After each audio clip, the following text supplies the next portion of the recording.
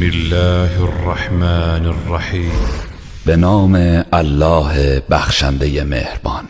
الحمد لله رب العالمین.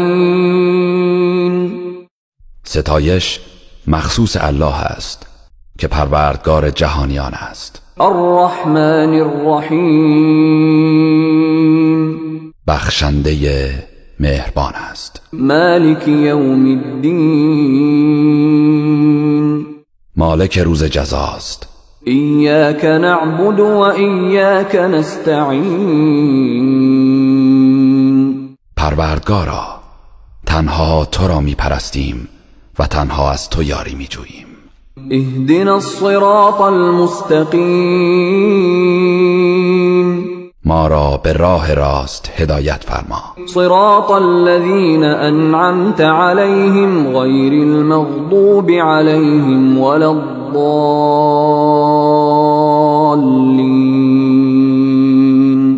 راه کسانی که به آنان نعمت دادی، نه کسانی که بر آنان غضب کرده ای و نه گمراهان.